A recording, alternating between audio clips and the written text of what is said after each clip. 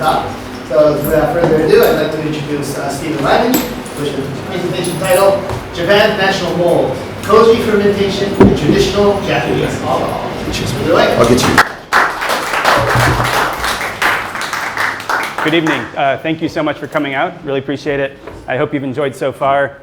I brought a little bit of sake from one of the breweries that you'll see in video and in pictures. Please pass it around and enjoy. That's my gift to you for putting up with me for 20 minutes. So the National Mold of Japan. By way of introduction for me, I am the author of The Complete Guide to Japanese Drinks, which was published in 2019, and also the co-host of the Japan Distilled podcast if you're interested in all things Japanese distilled beverage alcohol. Appreciate you listening, and you can find me on social media. I still call it Twitter for obvious reasons. Hell yeah. So saccharification, we've talked a lot about this already. We've got, we're going to skip the first one for now. We've got malt, which James talked a lot about. Malting is a Western tradition for how you extract sugars from those complex carbohydrates in grains. We had a question earlier about why don't you just add an additive for amylase? Absolutely exists. That's Canadian whiskey and most American whiskey today. And then in Asia we use koji, but I'll take you back to ancient times when saliva was the primary form of saccharification. If you've seen the movie Your Name, there's a scene where this shrine maiden chews rice and spits it into a cup and does that repeatedly. And after about an entire day of doing that, you will have about a 5% beer.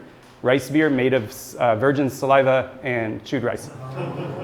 So this was actually a traditional way of making alcohol in rural parts of Japan hundreds and hundreds of years ago. In fact, in Okinawa, they were still doing this at festivals until the 1970s. So this was a way of making alcohol in Japan not that long ago. But we're going to talk today about koji. So what is koji? Koji is magic, okay? My t-shirt is mold is gold. And koji is magic. So you got the science from James. He did a fantastic job. But sorry, that's the turn it off. I didn't mean to do that. The back button. Where is it? Okay, sorry.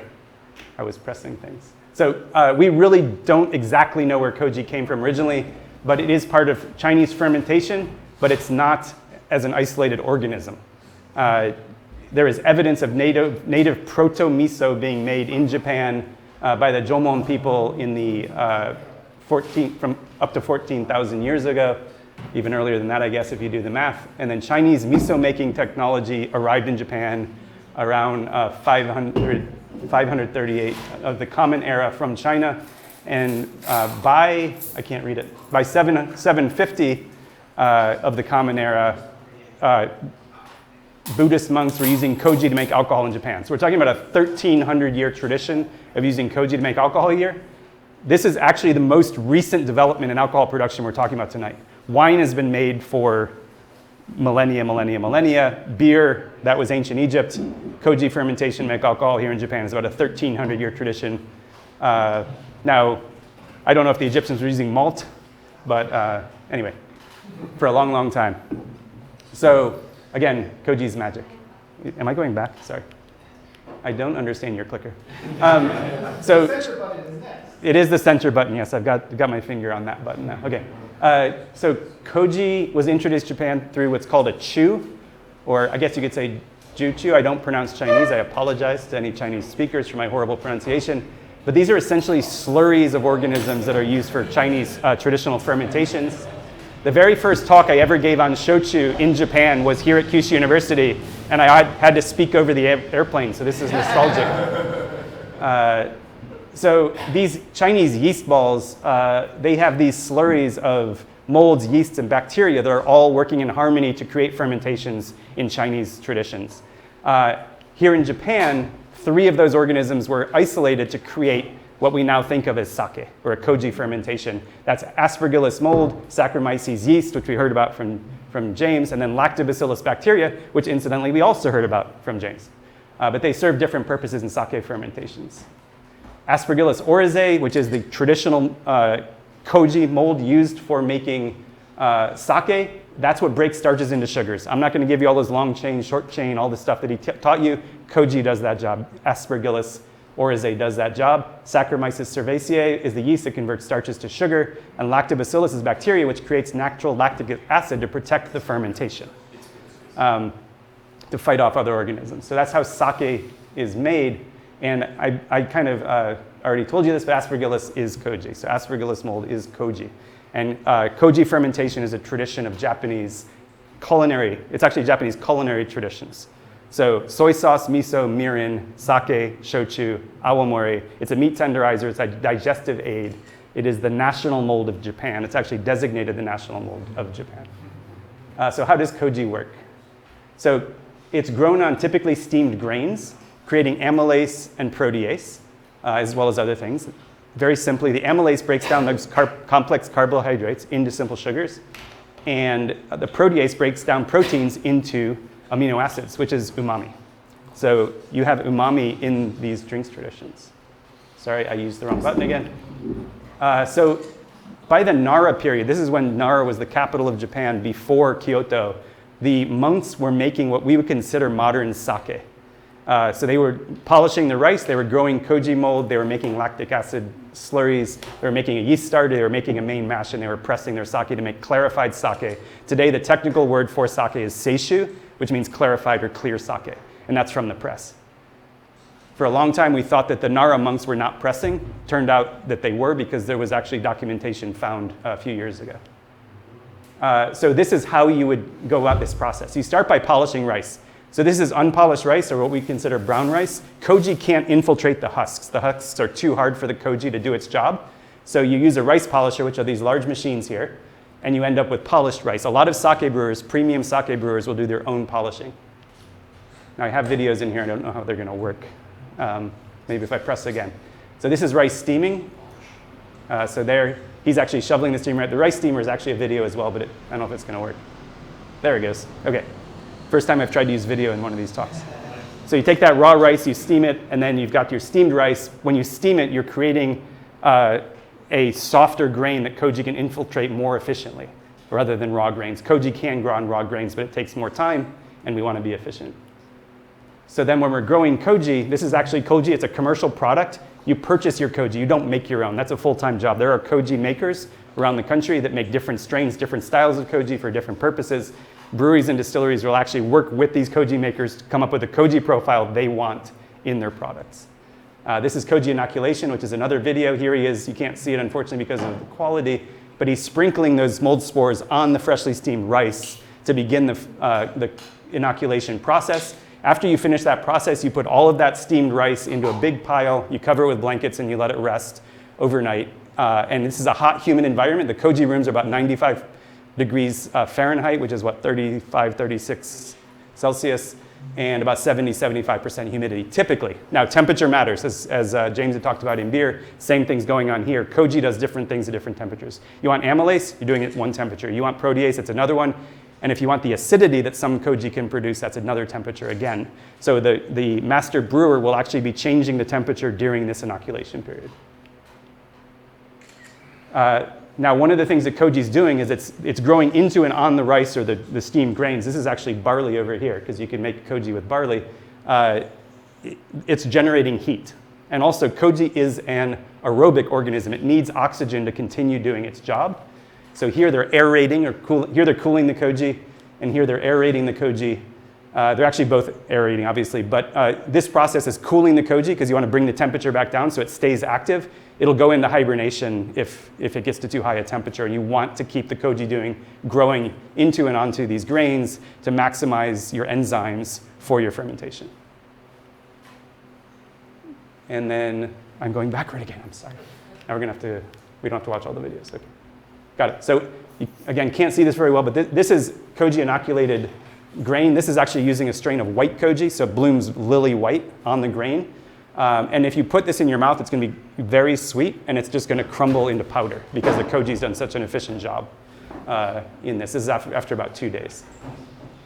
And then you go into a wet fermentation, a submerged fermentation, so that koji inoculated grain, water, and your yeast. Typically, shochu, awamori, and sake makers use commercial yeasts.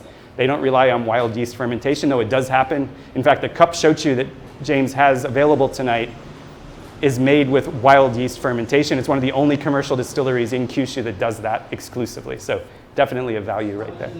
600. That is a bargain. So this is a white koji fermentation. If it was a black koji fermentation, it would be kind of charcoal colored.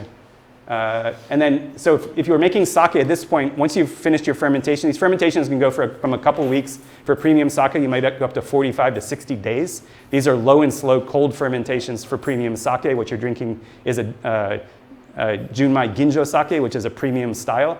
So this is going to be a low and cold fermentation, which gives you that very beautiful profile that you get out of this. This is when it's being pressed. This is a large commercial press. So these bladders filled with air are squeezing the fermentation out of the storage vessel, and you end up with quite high flow of the sake. And you see it's a little bit cloudy. And as Sakamoto-san talked about racking is done in sake as well. You let all of the residual solids settle at the bottom of the tank, and then you're going to rack off the clear sake above. And that's how you get your clarified sake.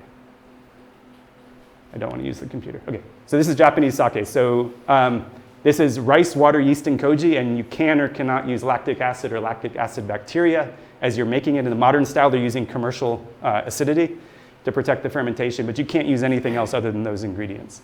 The production, it's fermented and then pressed. It's available and made nationwide. And then, of course, as I mentioned, the legal name is seishu. You'll also hear it called nihonshu, or Japanese alcohol. Now, I talked about the different styles of koji. So yellow koji is what's made to use virtually all sake in Japan. And black koji is an ancient mold from Okinawa, which is required to be used to make Okinawan awamori, which is a traditional distilled beverage from Okinawa. And then white koji, which is a mutation of black koji discovered in a laboratory in Kumamoto Prefecture in the tax office. We're in Japan, so the tax office has a laboratory. Was discovered by Professor Kawachi in 1923, so it's actually named after him. Aspergillus kawachi is that white koji. This is now most often used in shochu production because of its profile. It's much easier to use this in black koji or white koji. And here's the magic of koji. Saccharification actually very, very high for yellow, less so for black and white koji. You don't get quite as much saccharification. Lots more umami from black and white koji, and then the acidity's off the charts for white and black koji. To protect that fermentation in hot, humid Kyushu and Okinawa, it's too hot to make high quality sake here most of the year. So the black and white koji is used to make shochu and awamori, and you don't need to worry about the acidity because when you distill, that acid's gone. All right, we know umami, we're in Japan. I made this talk for other people, at least this part of it. The fifth taste, the depth of flavor, the savoriness that you get. And this is lacking from a lot of other alcohol traditions. The only other spirit that I can think of that gives you a lot of umami character is mezcal from Mexico. But most other spirits traditions, you're gonna, like I find American whiskeys made with commercial enzymes quite thin. Not a lot of umami character because you've lost that in how it's made. Awamori is about a 600-year tradition. I mentioned it's the tradition from Okinawa. Okinawa was an independent country called the Ryukyu Kingdom before it became part of Japan. And distillation technology arrived there first before coming to Japan because Japan and China didn't trade, basically. The emperors wouldn't recognize each other, like who was better. Little political rivalry, but Ryukyu was kind of Switzerland, so they traded with everybody and they drank everybody's booze. And so they got distillation technology first. Honkaku Shochu is about a 500-year tradition. Virtually all of it's made here in Kyushu. That's why I live here. And Koji whiskey is actually a production method that was first patented in the US and UK in 1891. So there was Koji whiskey made in America in the 19th century, which is pretty fascinating. If you had come to my previous talk, you would have learned a little bit about that. This is basically, what's that? Your last stop is on It's on YouTube. It's on YouTube, that's right.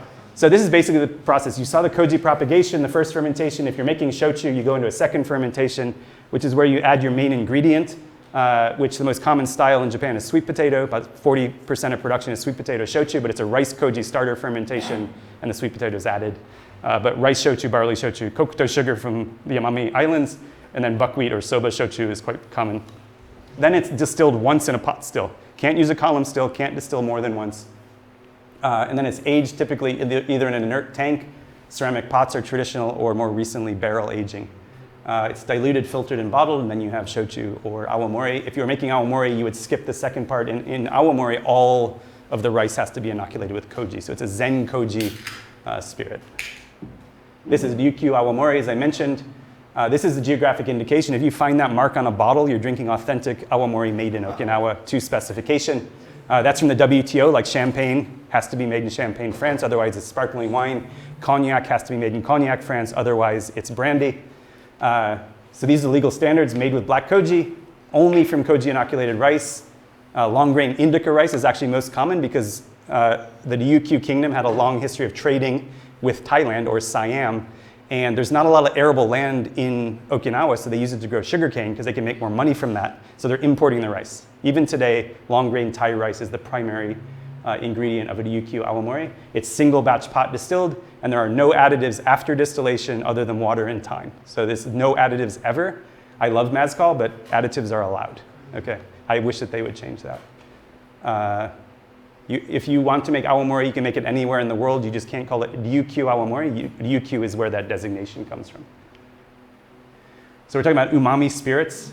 And I guess I talked about this before, but there's just very little umami in other spirits traditions. But you've got Koji's protease and these long, slow fermentations. You create a lot of flavor, a lot of umami character. And then pot distillation preserves that character. Whiskeys, even the best Scotch whiskeys are at least twice distilled in a pot still. So you do a stripping run and then a spirits run. And so you're taking out a lot of flavor when you do the second run through the still. That first run has a lot of flavor. So you have to have a beautiful fermentation in order for it to taste good after one distillation. And then there's very light filtration in shochu and awamori. Activated charcoal filtration, which is what's used to make vodka, is not allowed in shochu. You have to use more traditional filtration methods. So Honkaku Shochu, which I mentioned before, made with koji, but you can use any of them, so it's more flexible. You can use white, yellow, or black.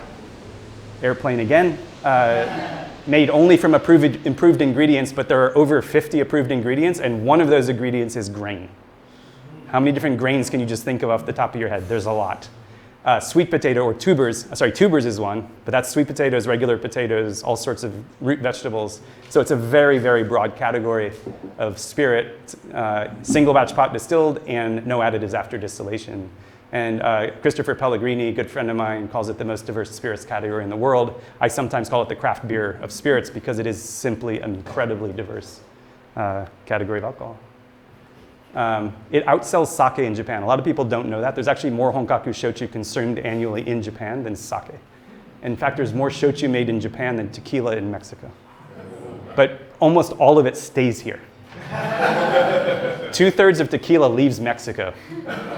Less than 1% of shochu is exported. So you're in Kyushu. You're in the home of shochu. You should be drinking shochu all the time. Did I mention that I'm a shochu ambassador for the Japanese government?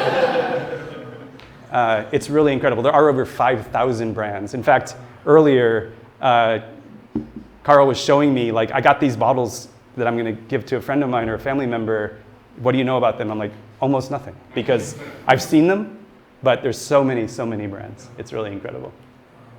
Koji whiskey, very quickly, I've got 2 minutes. These are Koji whiskeys. These are not whiskeys in Japan. These are whiskeys in America. All right, because of rules. This is the guy who patented the use of koji. This is my first talk. Very briefly, my favorite human, Jokichi Takamine. He began commercial production of koji whiskey in Peoria, Illinois, December 1894. Do you know what else happened in 1894? Taketsuru, Masataka Taketsuru, the guy who built the Yamatozakura Distillery and founded Nikka, was born. A generation before the father of Japanese whiskey made whiskey in Japan, this guy was making whiskey in America using koji. Unbelievable. Unfortunately, 3 months later, they stopped making koji whiskey in America because of politicians and mobsters. That's a longer story. Illinois, you say? That's right. Can you imagine? So how does koji whiskey differ? One thing, traditional malt whiskey uses malted grains, as James talked about. We use polished grains so that koji can reach those starches, right? Typically distilled in a stainless steel still. Copper stills do not hold up to koji fermentations because koji creates a lot of acidity. A highly acidic fermentation will strip that copper. Copper is very expensive. Use a stainless still, you don't have that problem. These stills will last 30 or 40 years with regular maintenance. A copper still in a koji environment might last 5 or 6 years. And they cost much, much more. And then of course, barrel aging. This is actually the warehouse at the same company that he works for, but a different branch of the company, I guess, where they are actually making koji whiskey. And it's beautiful. So you should visit Ukiha or wherever you guys are, Asakura. So again, koji is magic, and ask me almost anything.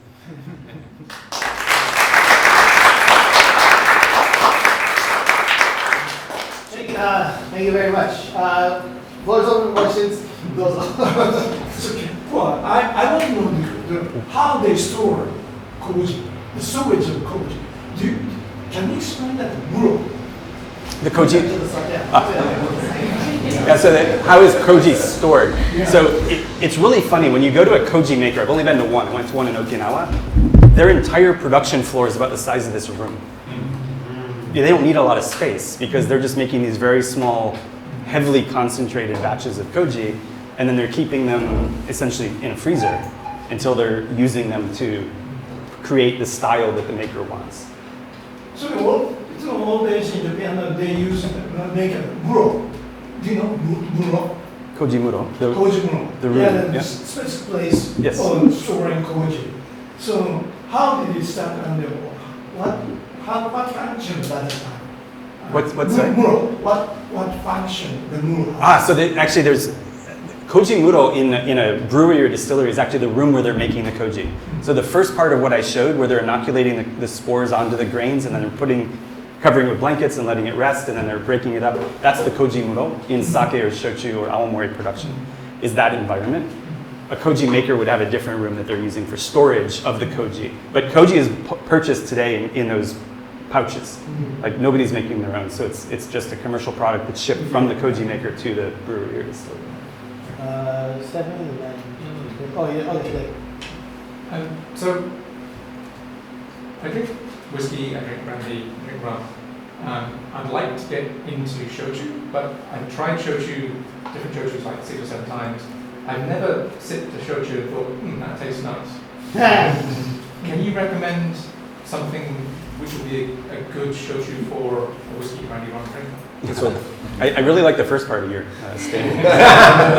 No, so when I hear this sometimes, and a key point is there's a shochu for everyone. There are 5,000 brands. There's something out there that you're going to respond to. I would say if you like barrel-aged spirits, then try barrel-aged shochu. And for example, mezcal drinkers or agave spirits drinkers tend to really like sweet potato, just because of the flavor profile and the aromas. But it's really trying the different styles and finding the one that you like, and then from there you might be able to explore further. There are so many specialty shochu bars and izakayas in this city that you have like unbelievable opportunities to try lots and lots of different things and learn. Can you recommend them all? I can. Are we allowed to do commercial? Yeah. I want to know. So, Please. I normally don't tell people at this place because it's so small and I want to be able to get in. But we're among friends, and you're not going to put this on social media. This isn't going to be in the video. You want me to bleep it out? This is the first time we're bleeping it out. Okay, let's leave it. Try to edit that. It's the absolute best shochu bar I would say in the world is in Fukuoka, but it's a private club, so you have to go with me, and it's not near a station. Izakayas wise, there's a couple of izakaya in Tenjin well, there's one not in Tenjin, in Akasaka called Tongue and Tail, and that has a great shochu selection. There's one called, I'm going to forget the name, Tengen, I think. That one's in Tenjin. And then near there is, what is it called? I don't remember. Anyway, there are a few shochu bars and izakayas. But if you put the word shochu and izakaya in Japanese into Google Maps, and then just start looking at pictures, and you're like, oh, that's a lot of bottles, then you're probably on the right track for finding a place. So, yeah, so anyway. Sorry, Adam, can I ask a question? In the process of shochu making, you showed, like in the second fermentation is when what you would look at a bottle, it would say like imo or kokuto or That's right. So is that, how is that, we were talking about fermentation with beer, is that, okay, those complex sugars when it comes to the, with the sweet potato, for example, are those sweet potato sugar, how is it done? Is it processed? Is it grounded? Is it liquored up? Yeah, great question. So sweet potato shochu is what I'm most familiar with. I've been working in a shochu distillery in Kagoshima for the past 11 seasons, and the potatoes are washed, trimmed for any rotting spots, and the ends are cut off because the ends have bitter compounds, and then steamed. And after steaming, they're serialized or crushed and then put into the fermentation. When you start that, you have that about a week-long starter fermentation. It's the Koji inoculated grain, the yeast, and the water. That's creating a very, very rich environment for the yeast. And all of that rice has essentially been sacrificed by the Koji. You've created a lot of available enzymes. So then as soon as you put the sweet potatoes into that fermentation, the enzymes go to work on the sweet potato starches, and then the yeast goes to work on the sugar that's created in that process. So you have what's called multiple parallel fermentation. That exists in both sake and shochu. And it's a very uniquely Japanese style to be having two organisms working together at the same time. One is creating the sugars, and the other one is following behind and eating those sugars to make the alcohol. Sorry, Adam. This is a bit related. Is it fair to say, was it the oversimplification, Koji is taking the place of what malting does in the Absolutely. Yeah, in fact, malt is not allowed in shochu production. You cannot use malt. You have to use koji. There is a brewery, a beer brewery in Wakayama that actually uses koji instead of like general malting to actually make their beer. Yeah. So you could use both, but why? You're using two different sugar extraction methods. James, cover your ears, but koji is more efficient than malting for sugar extraction. I have something to say. Sorry, man. Go ahead. My name. I'll say this. Brewers, I understand what you mean about how it's more efficient. I agree with you, half of it.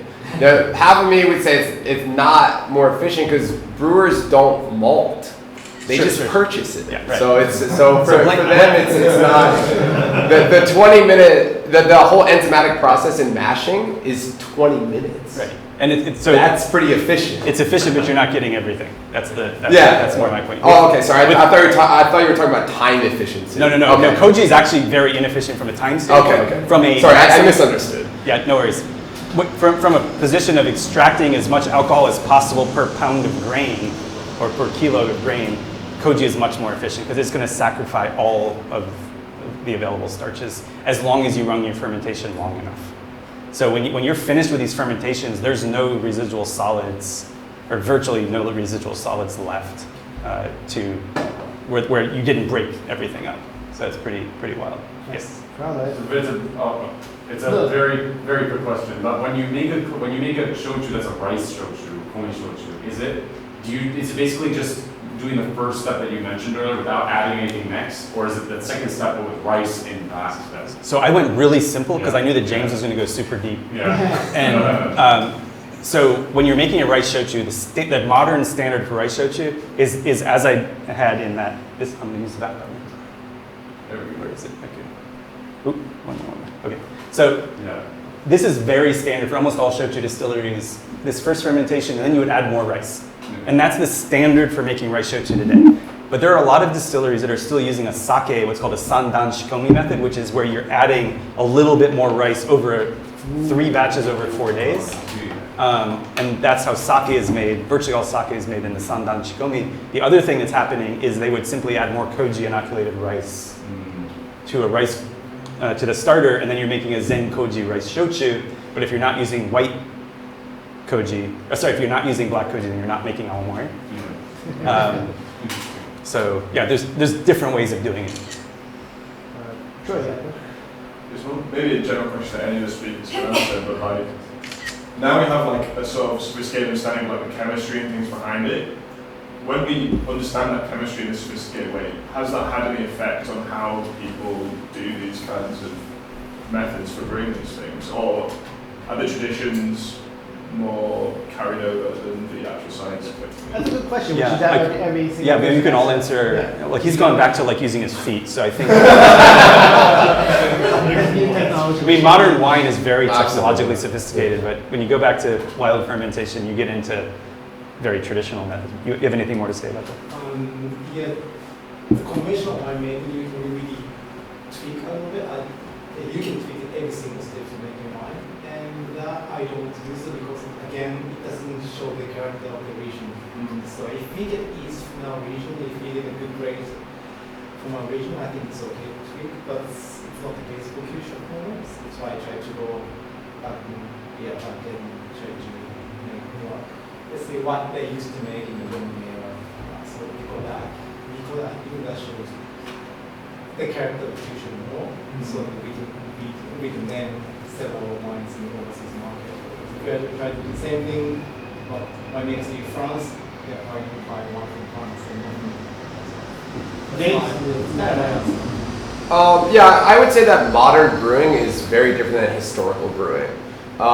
Historical brewing didn't have stainless steel, for example, and we're using a lot of stainless steel in a modern brew house, where we have a closed fermentation tank, where traditionally you have more open fermentation tanks, for example. So yeah, when we talk about historical brewing and modern brewing, quite different, with the application of science. Well, some folks are going back to that. Right? Absolutely. There are some breweries that are focusing more on historical brewing techniques. And there's one particular researcher who's from Sweden, but he studies like Nordic traditional brewing techniques, historical brewing techniques, and he's bringing that information like into the widespread world and kind of like going back in time. Also, if you look at Eastern Europe, like the Baltic states, Lithuania, Latvia, Estonia, they have some traditional brewing techniques that are also coming back into modern times now, because they were kind of left behind by modernity in a certain sense.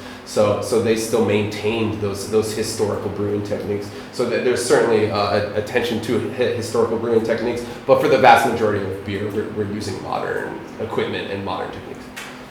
Yeah. Right. And I would say for Japanese alcohol production, most of what's being made today is taking advantage of that knowledge. You have very carefully regulated temperature control using jackets and they'll submerge these different cooling systems into the fermentations to keep the temperatures where they want it to be for whatever they're trying to get it to do, express the yeast or create the alcohol or whatever it is. And all of these decisions are being made all the time. And then you also have the return. So what's on the counter, Tenguzakura, the shochu, the 1 cup shochu, he's doing wild, 100% wild yeast fermentation. So he's just letting his house yeast join the party. He's doing open vat fermentations, 45 days in Kagoshima, which is insane. Whoa. The guy's nuts. And there was one batch when I visited him last year, or it was actually in January, he had one pot and the color had turned off. He's like, taste that. And you taste it was super sour. It was like other things joined the party. And we're like, what are you gonna do with this? He's like, I'm just gonna distill it and do it as a single bottling. My fans will drink it. Because people crave that authenticity, right? But then if you go to a brand like Ichiko, that was the first shochu I ever tried. I love Ichiko. That's a blended shochu. There was a question about blending earlier. Ichiko's an amazing shochu. They blend everything. But you go in there, you're in a laboratory. You're wearing a coat, a mask, a hat, everything. And everything is precise. It's all machine controlled, and they're making beautiful shochu because they're taking advantage of the technology. But then I could take you in the same prefecture to another, the guys who are shoveling their barley to cool it down. Those guys do everything by hand, right? And they're making beautiful shochu. But you try those side by side, you're like, they're not the same spirit, but they actually are. So that's what's so cool about shochu. Oh, sorry, we're gonna have to.